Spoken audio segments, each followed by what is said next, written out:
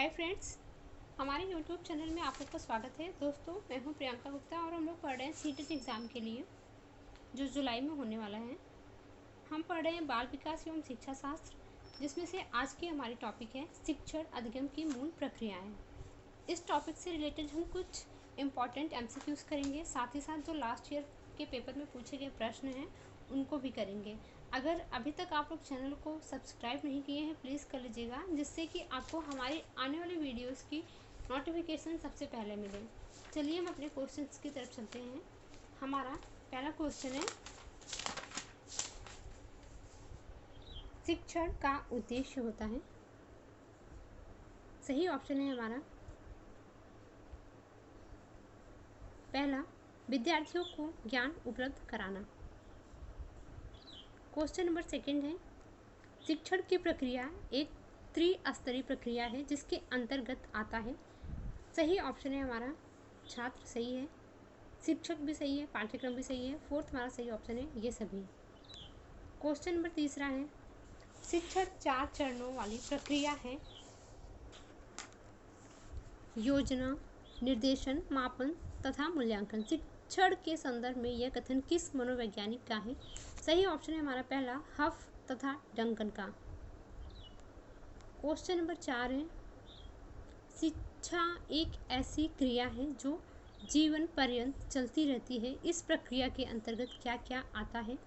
Question number 4 का सही option है हमारा, देखेंगे, ज्ञान सही है, कौशल सही है, अनुभव सही है, अभिवृत्ति सही है, हमारा फोर्थ सही है ये सभी। क्वेश्चन नंबर 5 है, अधिगम व्यक्ति के दृष्टिकोण, सोच एवं व्यवहार में बदलाव लाता है। निम्न में से कौन सा परिवर्तन अधिगम का परिणाम नहीं है? सही ऑप्शन है हमारा तीसरा शारीरिक परिवर्तन। क्वेश्चन नंबर 6 है, प्रशिक्षण के माध्यम से विकास होता है। सही ऑप्शन है हमारा तीसरा सामान्य तथा विशिष्ट दोनों का मिला जुला रूप। क्वेश्चन नंबर 7 है, अध्यापन का मुख्य उद्देश्य विद्यार्थी के डैश डैश को उचित दिशा में प्रभावित करना अर्थात उसके डैश डैश को उचित दिशा में प्रभावी बनाना होता है। सही ऑप्शन है हमारा दूसरा व्यवहार अधिगम। क्वेश्चन नंबर 8 है, क्वेश्चन नंबर 8 देखेंगे, शैक्षिक प्रक्रिया के 3 मुख्य बिंदु होते हैं जो शिक्षार्थियों के लिए बेहद महत्व के विषय हैं। वे हैं, पहला उद्देश्य सही है, दूसरा अधिगम अनुभव क्रियाएं सही है, तीसरा है विद्यार्थी का मूल निर्धारण करना सही है, चौथा हमारा ऑप्शन सही है ये सभी। क्वेश्चन नंबर 9 देखेंगे। क्वेश्चन नंबर 9 है हमारा, अध्यापक को विद्यार्थी को अनुभव प्राप्त कराने के लिए क्या करना चाहिए? सही ऑप्शन है हमारा तीसरा शिक्षण के लिए विभिन्न तरीकों को अपनाना चाहिए। क्वेश्चन नंबर 10 है, अध्यापन एक, सही ऑप्शन है हमारा तीसरा त्रिध्रुवीय प्रक्रिया है। क्वेश्चन नंबर 11 है, प्रशिक्षण अधिगम प्रक्रिया में अधिगमकर्ता से संबंधित निम्नलिखित में से किन सिद्धांतों का पालन किया जाता है? क्वेश्चन नंबर 11 का ऑप्शन देखेंगे हम, ए है व्यक्तिगत विभिन्नता का सिद्धांत सही है, छात्र केंद्रिता का सिद्धांत सही है, सक्रिय सहयोग का सिद्धांत सही है, चौथा सही है हमारा ये सभी। क्वेश्चन नंबर 12 है, संसार का कोई भी व्यक्ति योग्यता, क्षमता तथा कुशलता में एक समान नहीं हो सकता। यह अधिगम के किस सिद्धांत को निरूपित करता है? सही ऑप्शन है हमारा तीसरा व्यक्तिगत विभिन्नता का सिद्धांत। क्वेश्चन नंबर 13 है, अधिगम का मुख्य उद्देश्य होता है। क्वेश्चन नंबर 13 का सही ऑप्शन है हमारा पहला छात्रों के व्यवहार में परिवर्तन लाना। क्वेश्चन नंबर 14 है, शिक्षण विधियों तथा शिक्षण व्यूह रचनाओं के में अंतर होता है। सही ऑप्शन है हमारा तीसरा प्रारूप का। क्वेश्चन नंबर 15 है,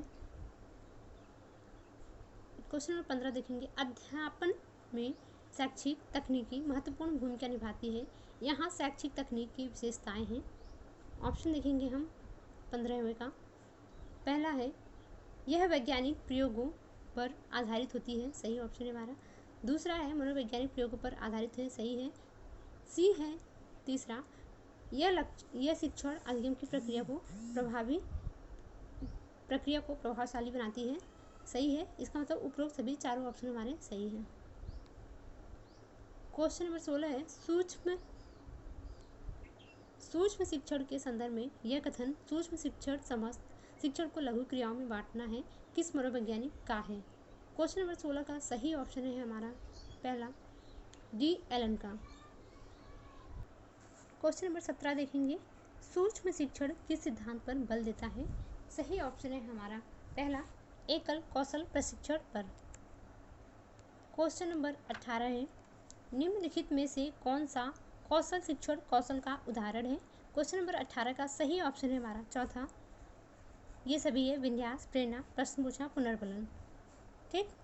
क्वेश्चन नंबर 19 है, शिक्षण विधियों में डैश डैश तथा डैश डैश को महत्व दिया जाता है। क्वेश्चन नंबर 19 का सही ऑप्शन है हमारा पहला कार्य प्रस्तुतिकरण। क्वेश्चन नंबर 20 है, शिक्षण व्यूह रचना का अर्थ है। पहला दिया है शिक्षण की रणनीति का निर्माण एवं उसका प्रयोग, सही है। शिक्षण का तरीका, ये भी सही है। अध्यापक को स्वयं में अपने व्यवहार को सुधारना, सही है। चौथा हमारा सही है उपरोक्त सभी। क्वेश्चन नंबर 21 है, शिक्षण अधिगम के अंतर्गत शिक्षक का प्रमुख कार्य है। ऑप्शन पहला सही है, बालक को सीखने के लिए अभिप्रेरित करना। क्वेश्चन नंबर 22 है, निम्नलिखित में से कौन सा शिक्षण विधि का के प्रकार है। क्वेश्चन नंबर 22 का सही ऑप्शन है शिक्षक नियंत्रण अनुदेशन, सही है। समूह नियंत्रित अनुदेशन, सही है। शिक्षक व छात्र नियंत्रित अनुदेशन, सही है। चौथा हमारा सही ऑप्शन है उपरोक्त सभी। क्वेश्चन नंबर 23 है,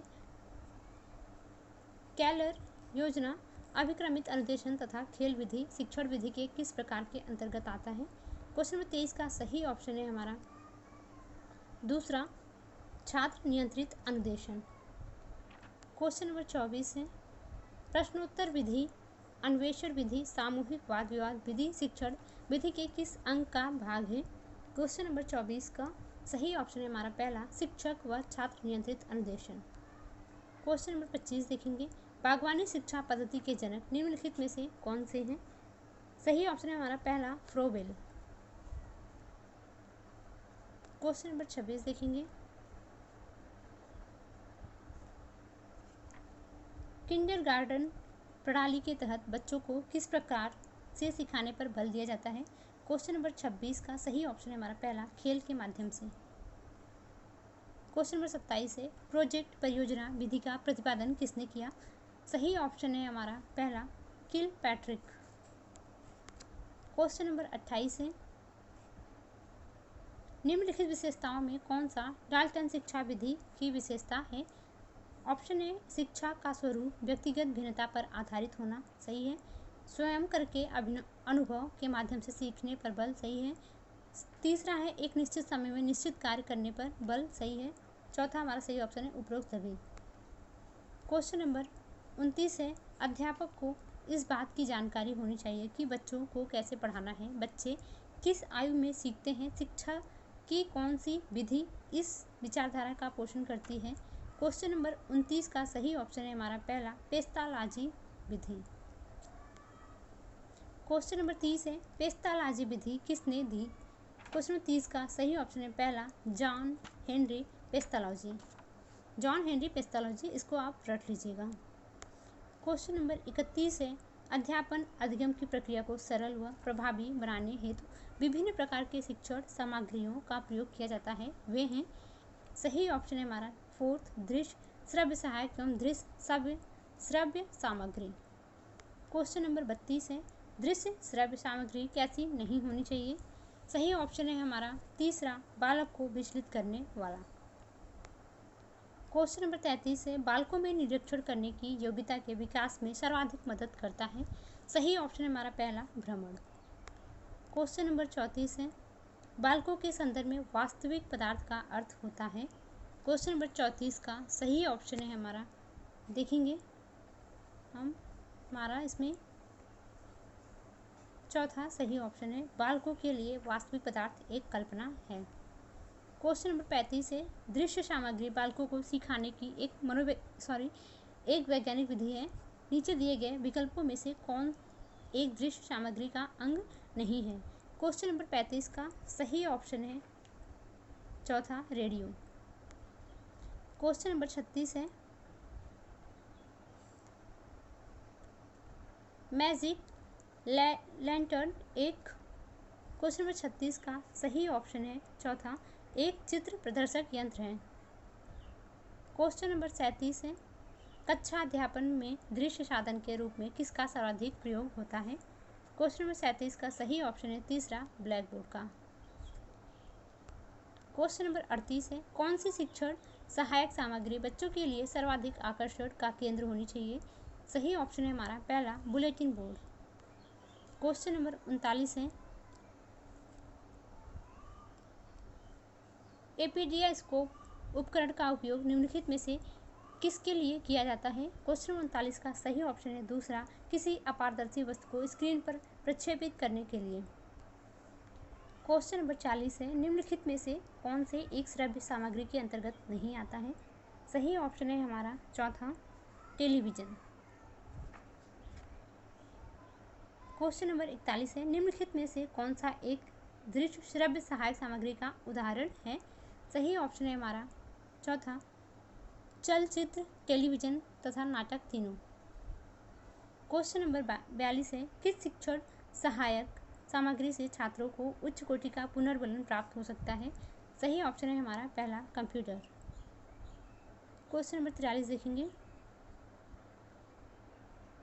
क्वेश्चन नंबर 43 है और लास्ट ईयर के जो पेपर में आए थे क्वेश्चन वो भी स्टार्ट हो गए हैं। चलिए देखते हैं हम 43 क्वेश्चन क्या कहता है। निम्नलिखित में से कौन सा समझ के लिए शिक्षण को प्रदर्शित नहीं करता है। ऑप्शन देखेंगे कौन सा नहीं करता है। तीसरा इसमें है, विद्यार्थियों को एकाकी तथ्यों और प्रक्रियाओं को याद करने के योग्य बनाना। क्वेश्चन नंबर 44 है, सिद्धांत के रूप में रचनावाद। सही ऑप्शन है हमारा पहला, दुनिया के बारे में अपना दृष्टिकोण निर्मित करने में शिक्षार्थी की भूमिका पर बल देता है। क्वेश्चन नंबर 45 है, एक शिक्षिका अपने शिक्षार्थियों की सदैव इस रूप में सहायता करती है कि वे एक विशेष क्षेत्र से प्राप्त ज्ञान को दूसरे विशेष क्षेत्रों के ज्ञान के साथ जोड़ सकें। इससे डैश डैश को बढ़ावा मिलता है। सही ऑप्शन है हमारा इसमें दूसरा, ज्ञान के सहसंबंध एवं अंतःकरण।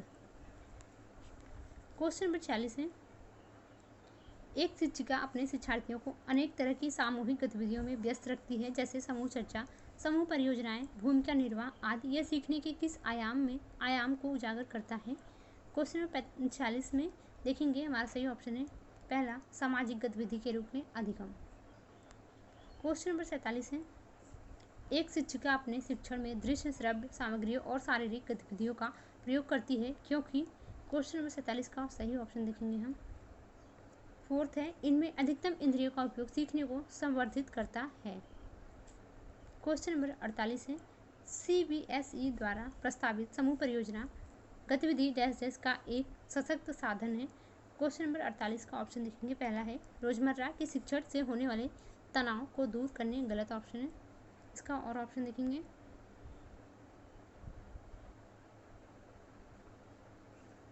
क्वेश्चन नंबर 48 में सही ऑप्शन है हमारा तीसरा, सामाजिक भागीदारता को सुगम बनाने। क्वेश्चन नंबर 49 देखेंगे, निम्नलिखित में कौन सा सिद्धांत पाठ्य योजना में शामिल नहीं है। सही ऑप्शन नंबर पहला, योजना की दृढ़ता। क्वेश्चन नंबर 50 है, निम्नलिखित में कौन सा अधिगम को अधिकतम करने के लिए सर्वाधिक उचित है। 50 का सही ऑप्शन है पहला, शिक्षिका को अपनी संज्ञानात्मक शैली के साथ साथ अपने शिक्षार्थियों की भी संज्ञानात्मक शैली की पहचान करनी चाहिए। क्वेश्चन नंबर 51 है, शिक्षार्थी फैशन शो को देखकर मॉडल्स का अनुकरण करने की कोशिश करते हैं। इस प्रकार के अनुकरण को डैश डैश कहा जा सकता है। सही ऑप्शन है हमारा तीसरा, सामाजिक अधिगम। क्वेश्चन नंबर 52 है, बच्चे फिल्मों में दिखाए गए हिंसात्मक व्यवहार को सीख सकते हैं।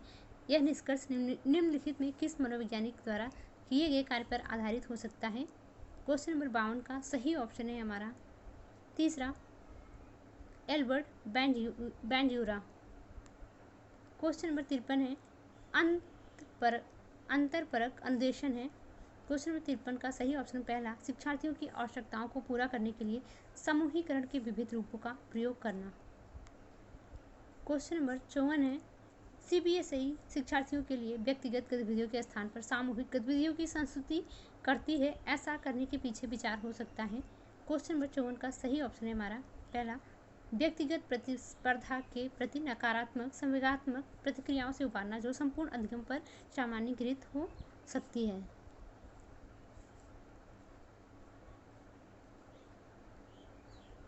क्वेश्चन नंबर चलेंगे हम 55 देखेंगे।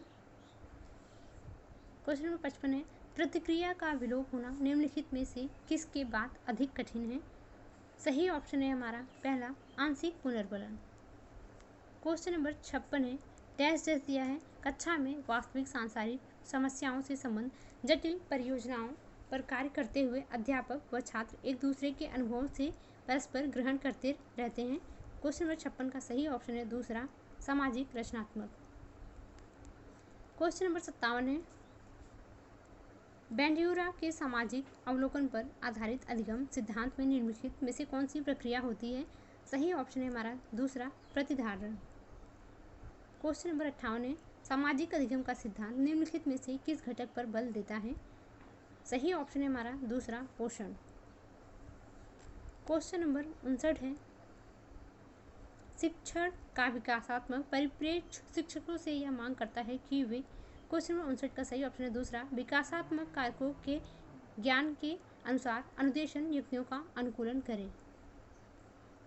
क्वेश्चन नंबर 60 है, एक विद्यार्थी एक प्रकरण के मुख्य बिंदुओं को रेखांकित करती है, उसका एक दृश्यात्मक प्रस्तुतिकरण बनाती है तथा प्रकरण की समाप्ति पर अपने दिमाग में उत्पन्न होने वाले प्रश्नों को प्रस्तुत करती है। वह, क्वेश्चन नंबर 60 का सही ऑप्शन है हमारा पहला, विचारों के संगठन के द्वारा अपने चिंतन निर्देशित करने की कोशिश कर रही है। क्वेश्चन नंबर 61 है हमारा, किसी कक्षा में शिक्षक की भूमिका है? सही ऑप्शन हमारा दूसरा, सीखने की विश्वसनीय स्थितियां जुटाना और शिक्षार्थियों को स्वतंत्र चिंतन की सुविधा देना। क्वेश्चन नंबर 62 है, एक प्रभावी कक्षा में? सही ऑप्शन हमारा पहला, बच्चे अपने अधिगम को सुगम बनाने के लिए मार्गदर्शन एवं सहयोग हेतु शिक्षक से सहायता लेते हैं। क्वेश्चन नंबर 63 है, ज्ञान एक बड़े असंबद्ध भाग को प्रस्तुत करना। सही ऑप्शन है इसमें हमारा तीसरा, शिक्षार्थियों के लिए अवधारणात्मक समझ को प्राप्त करने को कठिन बनाएगा। क्वेश्चन नंबर 64 है, पियाजे तथा वाइगोत्स्की के अनुसार एक रचनात्मक कक्षा कक्ष में अधिगम। सही ऑप्शन है हमारा चौथा, शिक्षार्थियों द्वारा स्वयं सृजित किया जाता है जो एक सक्रिय भूमिका निभाते हैं। क्वेश्चन नंबर 65 है, आपकी कक्षा में सीखने की विविध शैलियों वाले बच्चे हैं, उनका आकलन करने के लिए आप उन्हें, क्वेश्चन नंबर 65 का सही ऑप्शन है पहला, विविध प्रकार के कार्य और परीक्षण देंगे। क्वेश्चन नंबर 66 है, निम्नलिखित में से कौन सा एक माध्यमिक विद्यालय की कक्षा कक्ष में शिक्षक की भूमिका का सर्वोत्तम उचित वर्णन करता है? सही ऑप्शन है पहला, चर्चाओं के अवसर उपलब्ध कराना।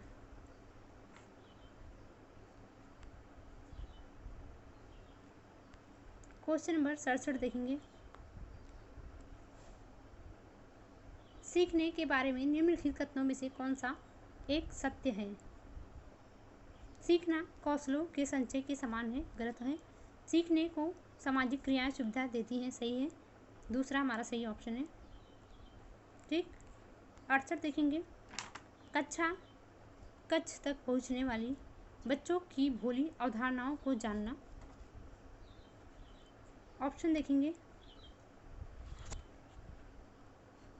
ऑप्शन है हमारा सही है 68 में तीसरा, शिक्षक के लिए अपने शिक्षण को अधिक सार्थक बनाने की योजना बनाने में सहायक होता है। क्वेश्चन नंबर 69 है और लास्ट क्वेश्चन है, विद्यार्थियों के प्रभावशाली अधिगम के लिए निम्नलिखित में से कौन सा शिक्षक के प्रारंभिक कार्यों में से एक नहीं है? आप ऑप्शन नंबर दूसरा हमारा सही है, विद्यार्थियों को उपदेशात्मक विधि से सूचना प्रदान करना। अगर आपको कोई क्वेश्चन ना समझ में आया हो या कोई प्रॉब्लम हो तो आप कमेंट के थ्रू पूछ सकते हैं। ठीक है, धन्यवाद।